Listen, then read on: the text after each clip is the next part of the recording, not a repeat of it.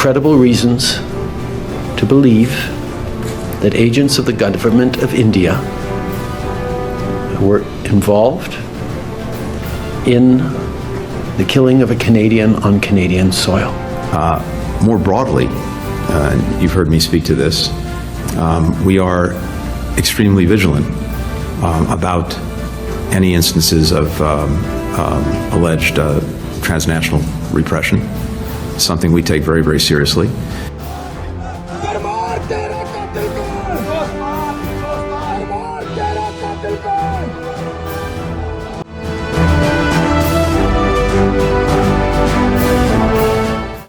बिस्मिल्लाहिर्रहमानिर्रहीम। मैं हूं मोहम्मद बिलाल इफ्तिखार खान और आप देख रहे हैं स्ट्रेटेजिक एनालिसिस ग्रुप। दोस्तों, पिछले कुछ अरसे से कनाडा और इंडिया के ताल्लुकात खराबी की तरफ जा रहे हैं, जिसकी सबसे बड़ी वजह सिख रहनुमा का कत्ल है, जिसका इल्ज़ाम कैनेडियन गवर्नमेंट अब इंडिया के ऊपर लगा रही है कि इंडियन एजेंसीज इसमें इन्वॉल्व थी।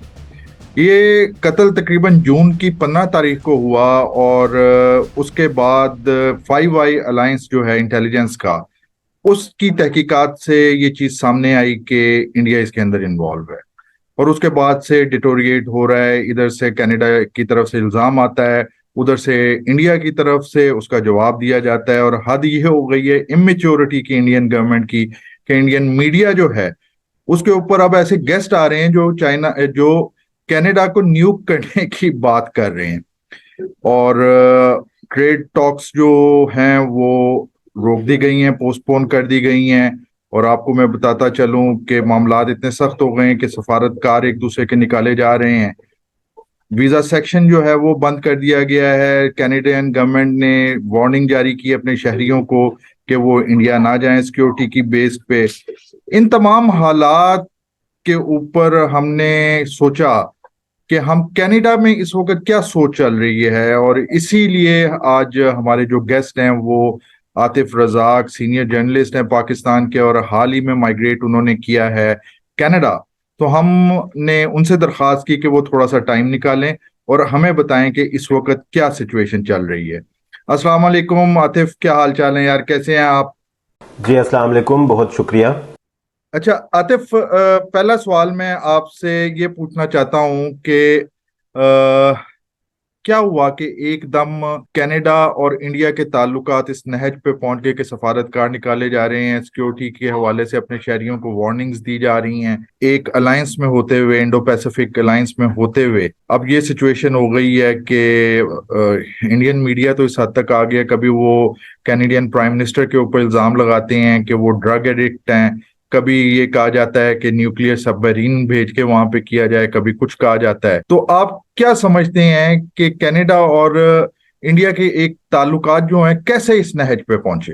जी, जैसा कि आपको मालूम है कि कनाडा और इंडिया के ताल्लुकात जो हैं वो हमेशा से बेहतरीन रहे हैं। बड़ी तादाद में इंडियंस जो हैं वो कनाडा के अंदर मौजूद हैं। तकरीबन 18 लाख से ज़ायद इंडियंस जो हैं कनाडा के अंदर मौजूद हैं, जिसमें तकरीबन 8 लाख से ज़ायद तादाद सिख बरादरी से ताल्लुक़ रखने वाले अफराद की है।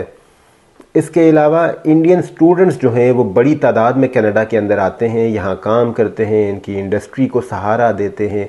तो दोनों ममालिक के ताल्लुकात जो हैं वो बेहतरीन रहे हैं। दोनों ममालिक के जो सरबराहान हैं वो एक दूसरे के मुल्क में विज़िट करते रहे हैं, एक दूसरे के बारे में बेहतरीन स्टेटमेंट्स देते रहे हैं माजी में। लेकिन जो ताल्लुकात की ख़राबी है, जैसे कि आपको मालूम है कि इंडिया के अंदर ह्यूमन राइट्स की वायलेशंस हमेशा से होती रही हैं, ख़ुसूसी तौर पर जो बीजेपी की गवर्नमेंट है और ख़ुसूसी तौर पर नरेंद्र मोदी की जो गवर्नमेंट है, जो हुकूमत रही है, उसके अंदर मुसलमानों के ऊपर आपने मज़ालिम होते हुए देखे हैं। इसी तरह जो दूसरी माइनॉरिटीज़ हैं, सिख बरादरी से ताल्लुक़ रखने वाले अफराद हैं, वो हमेशा नाराज़ रहे हैं, परेशान रहे हैं, उनके ऊपर मज़ालिम ढाए जाते रहे हैं, जिसकी वजह से सिख बरादरी बड़ी तादाद में इन ममालिक के अंदर आकर पनाह लेती रही है, जिसमें कनाडा सर फहरिस्त है। इसके अलावा अमेरिका है, बरतानिया है, ऑस्ट्रेलिया के अंदर बड़ी तादाद सिख बरादरी से ताल्लुक़ रखने वाले अफराद की मौजूद है। तो हालात कशीदा होना तो यहाँ से ही शुरू हो गए थे, जिसमें इंडिया का अपना बड़ा हाथ है ह्यूमन राइट्स की वायलेशंस के हवाले से। इसके अलावा हम जैसे कश्मीर के अंदर देखते हैं कि वहाँ पर कैसे इंसानी हकूक़ की पामाली की जाती है। फिर बलूचिस्तान के अंदर जो इन्वॉल्वमेंट है इंडिया की वो हमारे सामने है। तो इंडिया एक ख़ुद से दहशतगर्दी को परवान चढ़ाता रहा है हमेशा से, और अपने लोगों पर ही मज़ालिम ढाता रहा है, जिसकी वजह से एक बड़ी तादाद सिख बरादरी की यहाँ पर आकर पनाह ली। उनने यहाँ पर उनने अपनी तहरीक को जो दम तोड़ चुकी थी इंडिया के अंदर, इंडिया की हुकूमतों के मज़ालिम की वजह से, ख़ुसूसी तौर पर बीजेपी की जो पार्टी है उनके मज़ालिम की वजह से ये खालिस्तान तहरीक जो थी वो दम तोड़ चुकी थी। लेकिन यहाँ पर जब ये लोग आए, इस तहरीक के सरबराहान यहाँ पर मौजूद हैं, वो इस तहरीक को जारी रखे हुए हैं। आए दिन एहतजाज होता है, वो अपने हक़ के लिए आवाज़ उठाते हैं, जो उनको दबाया जाता है, उनकी आज़ादी को दबाया जाता है, उनकी आवाज़ को बंद करने की कोशिश की जाती है। जब ये उसके लिए आवाज़ उठाते हैं तो इंडिया के अंदर, भारत के अंदर एक तशवीश पाई जाती है, नाराज़गी का इजहार किया जाता है। लेकिन गो के ये कैनेडियन सिटीज़न्स हैं, यहाँ कनाडा के अंदर मौजूद हैं, और कनाडा जैसा कि आपको मालूम है कि अपने सिटीज़न्स को, अपने शहरियों को हर तरह का तहफ़्फ़ुज़ फ़राहम करता है। यहाँ पर बोलने की आज़ादी है, यहाँ पर एहतजाज करने की आज़ादी है, आवाज़ उठाने की आज़ादी है। तो ये सिख बरादरी से ताल्लुक़ रखने वाले लोग जब यहाँ पर आवाज़ उठाते हैं तो इंडिया को बुरा लगता है कि ये किसी दूसरे मुल्क में भी जाकर आवाज़ ना उठाएं। इंडिया के अंदर तो इनकी आवाज़ को ज़बरदस्ती बंद किया जा सकता है, लेकिन इन ममालिक के अंदर हालात मुख्तलिफ हैं। तो इस जो ये हालात कशीदा होना शुरू हुए, ये तकरीबन साल 2018 के अंदर ऐसा देखने में आया, जब कैनेडियन वज़ीर आज़म जस्टिन ट्रूडो ने भारत का दौरा किया। इसी दौरान खालिस्तान तहरीक के एक सरबराह को कनाडा के अंदर एक दावत पर मदऊ किया गया, जिसकी वजह से इंडिया नाराज़ हुआ। बल्कि जस्टिन ट्रूडो को एयरपोर्ट पर लेने के लिए भी इंडिया की तरफ से कोई बड़ा नाम मौजूद नहीं था। और इस दौरे के तकरीबन इख्तिताम पर भारत के वज़ीर आज़म नरेंद्र मोदी ने जस्टिन ट्रूडो से मुलाकात की, जिससे ये वाज़े हुआ कि इंडिया नाराज़ है इस इशू को लेकर। खालिस्तान की तहरीक का जो इशू है इसको लेकर कनाडा से एहतजाज के अंदर है। इसके साथ साथ मुख्तलिफ़ वाक़यात रोनमा होते रहे, यहाँ पर एहतजाज जारी रहे, यहाँ पर एहतजाज करने की आज़ादी हासिल रही इस तहरीक को। इसी साल 2023 के अंदर एक रेफ़रेंडम किया गया खालिस्तान के इशू के ऊपर, यहाँ पर रेफ़रेंडम करवाया गया, जिस पर इंडिया ने एक बार फिर नाराज़गी का इजहार किया। इसी तरह एहतजाज के दौरान इंडियन कौंसलेट के ऊपर भी हमले का एक ढोंग रचाया गया इंडिया की तरफ से, और कनाडा पर इल्ज़ाम लगाया गया। और अप्रैल में एक परेड का इनकाद किया गया यहाँ पर, अप्रैल या जून के अंदर एक परेड का इनकाद किया गया यहाँ पर जो खालिस्तान तहरीक की तरफ से, जिसमें जो इंदिरा गांधी जो इंडियन एक लीडर थी, उनके कत्ल की मंजरकशी की गई। उस परेड में इंडिया के ख़िलाफ़ नारेबाजी की गई, बैनर्स उठाए गए, जिसकी वजह से इंडिया ने एक बार फिर कनाडा से एहतजाज किया। और इस परेड के तकरीबन 10 दिन के बाद जो खालिस्तान तहरीक के लीडर निज्जार है, इनका कत्ल किया गया। इस कत्ल के बाद ये इन्वेस्टिगेशन जारी थी, जून से लेकर अब तक ये इन्वेस्टिगेशंस जारी थी, और ये हाई लेवल की इन्वेस्टिगेशंस थी। जैसा कि आपको मालूम है 5 आइज़ हैं, जिसमें ऑस्ट्रेलिया है, न्यूजीलैंड है, बरतानिया है, अमेरिका है और कनाडा की इंटेलिजेंस एजेंसीज़ शामिल हैं। इनकी तरफ से इंटेलिजेंस फ़राहम की गई, रिपोर्ट्स फ़राहम की गई, इंफॉर्मेशन फ़राहम की गई। उस इंफॉर्मेशन के बाद जब ये मालूम हुआ कि इस कत्ल के अंदर बराह रास्त इंडियन गवर्नमेंट का हाथ है, वो मुलव्वस है, जिसके बाद कैनेडियन वज़ीर आज़म जस्टिन ट्रूडो ने इंडिया पर इल्ज़ाम आयद किया कि जो कैनेडियन सिटीज़न है निज्जर जो है, उसके कत्ल के अंदर इंडिया की हुकूमत मुलव्वस है। जिसके बाद हालात नहायत कशीदा हो गए। भारत की तरफ से भी इंडिया पर इल्ज़ाम आयद किया गया। कनाडा पर इल्ज़ाम आयद किया गया कि कनाडा जो है वो दहशतगर्दों को पनाह देने के लिए बेहतरीन मुल्क है, यहाँ पर दहशतगर्दों को पनाह दी जाती है। लेकिन अगर देखा जाए तो इंडियन सिटीजन्स की एक बड़ी तादाद हर साल यहाँ पर आती है, इंडिया से आती है। तो अगर कनाडा दहशतगर्दों को सपोर्ट करने वाला मुल्क होता तो इंडिया से इतनी तादाद में लोग क्यों आते, इंडिया अपने सिटीज़न्स को इजाज़त क्यों देता यहाँ पर आने की, ये एक सवालिया निशान है। लेकिन इंडिया की तरफ से भी इल्ज़ामात आयद किए जा रहे हैं। कनाडा इंडिया से सिर्फ ये डिमांड कर रहा है कि इस मामले की तहकीकात की जाए, इसमें सपोर्ट किया जाए, इसमें इस इन्वेस्टिगेशन को इंडिया की तरफ से सपोर्ट किया जाए, इसमें मदद फराहम की जाए ताकि इस मसले को मामले को आगे बढ़ाया जा सके, इसको क्लियर किया जा सके। अब देखना यह है कि हालात किस तरफ जाते हैं और क्या इसका नतीजा निकलता है। अच्छा, एक और मैं आपसे सवाल करना चाहूंगा कि इस वक्त सबसे ज्यादा जो इमिग्रेशन कनाडा में हो रही है वो इंडिया से हो रही है, और हम ये भी जानते हैं कि कनाडा में इस वक्त जो स्टूडेंट्स आ रहे हैं उसमें 40% से ज्यादा जो दुनिया से स्टूडेंट्स आते हैं वो इंडिया से आ रहे हैं। इसी तरीके से इंडिया और कनाडा की जो बायलैटरल ट्रेड है वो तकरीबन 17 बिलियन यूएस डॉलर्स के करीब है, और पिछले कुछ सालों में ये ताल्लुकात में हमने बड़ी गर्मजोशी जो है देखी। ऑल्दो इंडिया को शिकायत रही है कि कनाडा ने सिखों को पनाह दे रखी है जो खालिस्तान तहरीक को इंस्टिगेट करते रहते हैं। तो आप मुझे ये बताइएगा कि इस वक्त जो कनाडा के अंदर सियासी और अवामी लेवल के ऊपर क्या जज्बात पाए जाते हैं? कनाडा के अंदर भी अगर हम अवामी हवाले से बात करें तो मैं इस वक्त कनाडा के शहर विनिपेग में मौजूद हूँ। यहाँ पर मेरी जिन लोगों से बात हुई है, जो इंडियन लोग हैं, वो खास से परेशान हैं क्योंकि जैसा कि कनाडा ने जो ट्रैवल वार्निंग जारी की है यहाँ से कैनेडियन सिटीज़न्स के हवाले से कि वो अब मुहतात रहें, कनाडा के अंदर जो रहने वाले इंडियन सिटीज़न हैं वो भी मुहतात रहें, तो लोग डरे हुए हैं। बल्कि अगर कोई इंटरव्यू देता है, कोई सामने आता है मीडिया के, तो वो अपना फेस कवर करके आता है क्योंकि यहाँ पर अब लोगों को ख़तरा है नज्जर के कत्ल के बाद कि शायद उन्हें भी टारगेट किया जा सकता है, उनकी ज़िंदगी को भी ख़तरा हो सकता है। इसलिए लोग यहाँ पर मुहतात हैं, डरे हुए हैं। इसके अलावा ट्रैवल करने के हवाले से भी लोग परेशान हैं। कई लोग ऐसे देखने में आए जिनने अपने टिकट्स बुक करा रखे थे, जिनकी वहाँ पर इंडिया के अंदर कोई ना कोई इवेंट अटेंड करना था, जिनकी फैमिली के साथ जिनकी मुलाकात होनी थी, तो अब वो परेशान हैं कि वो इंडिया नहीं जा सकेंगे, इंडिया उनका जाना मुश्किल हो गया है, या उनको डर है कि जो इंडिया में, जो भारत के अंदर उनके रिश्तेदार मौजूद हैं, उनको नुकसान पहुंचाया जा सकता है। तो इस तरह की हालात हैं, इस तरह की सोच पाई जाती है यहाँ आवाम के अंदर। अवामी रद्द-ए-अमल जो है वो इस किस्म का है।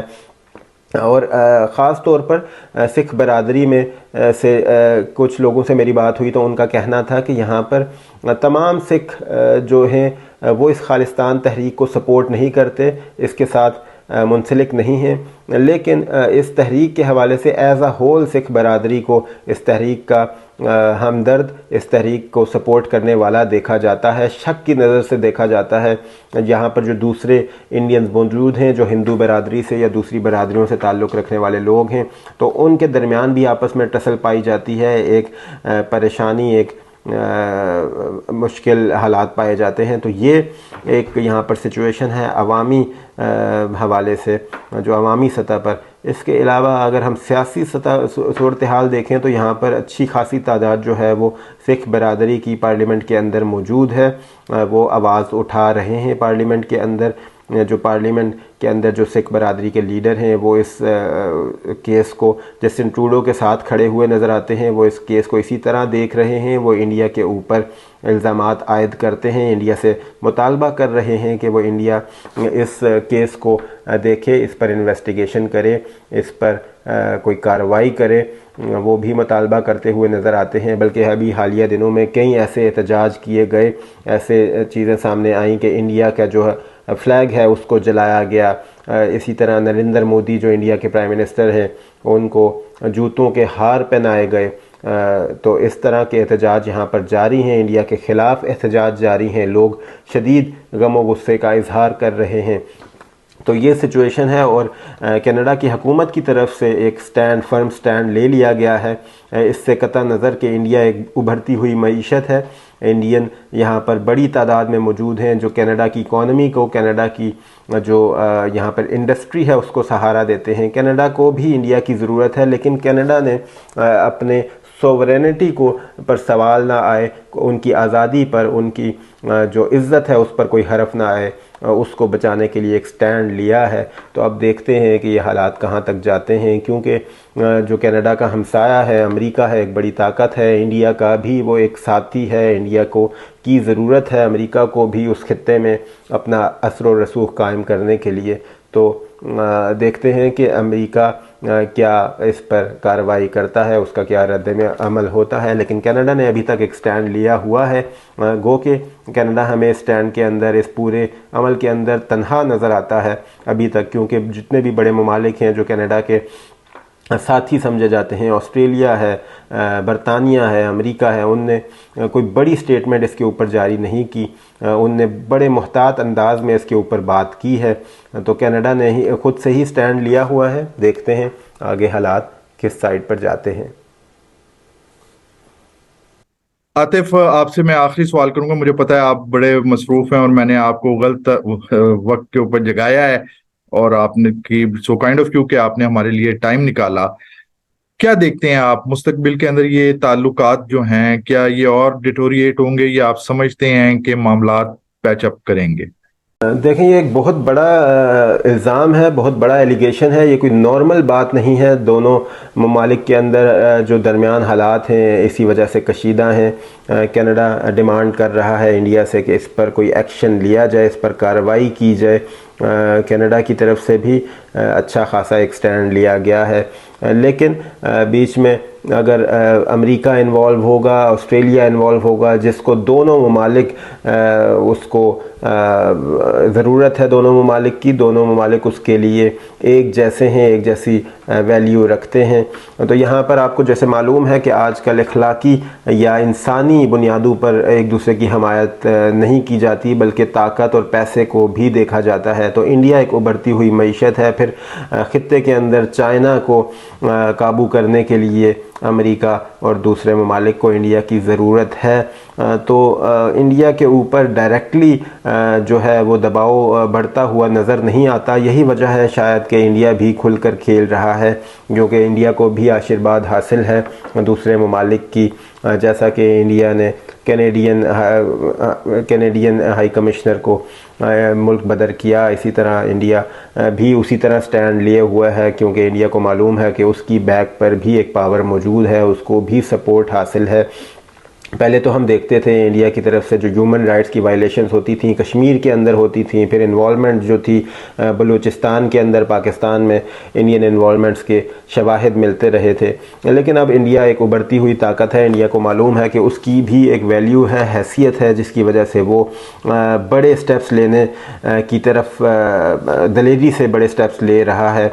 जैसा कि कनाडा के अंदर अगर उसने ये कार्रवाई की है तो उसको मालूम था कि इंडिया की भी दुनिया को ज़रूरत है, इंडिया का एक मुकाम अब बन चुका है, जिसकी वजह से उसने ये बड़ा कदम उठाया है। लेकिन कनाडा ने भी स्टैंड लिया है, कनाडा ने भी ये बड़ा इल्ज़ाम, ये बड़ा नहायत सीरियस इल्ज़ाम है, सीरियस एलिगेशन है जो इंडिया के ऊपर लगाया है।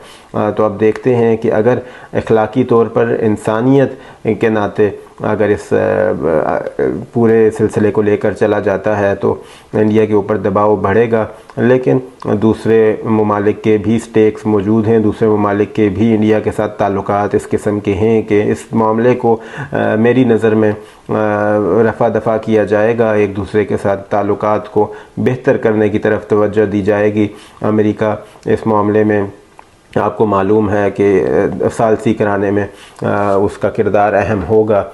तो दोनों ममालिक, जैसा कि मैंने बताया, अमेरिका और कनाडा और भारत जो हैं वो अमेरिका के लिए इम्पोर्टेंट है। कनाडा जो है अमेरिका का हमसाया मुल्क है, और ऐसा हमसाया है जो दोस्ती का रिश्ता आपस में इनका कायम है, और भारत के साथ भी अमेरिका के ताल्लुकात अच्छे हैं। तो दोनों ममालिक के दरमियान दोस्ती करवाने की तरफ, बेहतरी और सुलह करवाने की तरफ मेरे ख़्याल में हालात जाएंगे, और हालात कुछ अरसे के बाद बेहतरी की तरफ जाते हुए नजर आएंगे। बहुत शुक्रिया आतिफ। मैं यहाँ पे थोड़ा सा सम अप करूंगा कि जो कुछ मैंने अभी तक पढ़ा है उस हिसाब से तो जो 5 जो आई इत्तेहाद है, ये एंग्लो सैक्सन जितनी कंट्रीज हैं जिसके अंदर कनाडा, यूएस, ऑस्ट्रेलिया, न्यूजीलैंड और बरतानिया शामिल हैं, उन्होंने कंडेम किया है इसके ऊपर। और जो अमेरिकन एम्बेसडर टू कनाडा है उनके मुताबिक ये टिप जो है कि इंडियन एजेंसीज इन्वॉल्व हैं, ये भी इसी इत्तेहाद ने दी थी। और पिछले कुछ दिनों में American secretary of state Anthony Blinken खुल के सामने आए हैं और उन्होंने कहा था कि उन्होंने जो लफ्ज यूज किया वो काफी गौरतलब है कि ट्रांसनेशनल रिप्रेशन। और सेकेंडली उन्होंने कहा कि America rule based world order पे यकीन रखता है और इंडियन गवर्नमेंट को चाहिए है कि वो कनाडा के साथ जो है वो बात करे और इस मामले इन्वेस्टिगेशन में साथ दे ताकि ये मामला सॉल्व हो सके।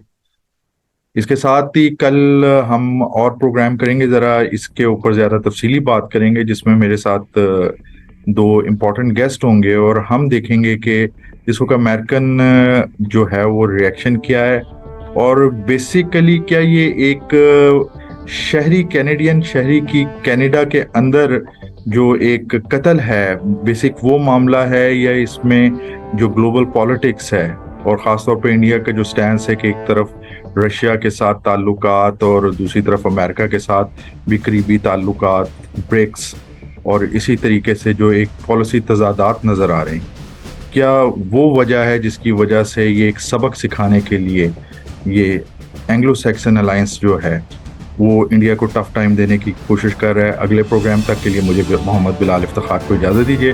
अस्सलामु अलैकुम वरहमतुल्लाहि वबरकातुहू। Support Strategic Analysis Group by subscribing the channel and liking the video.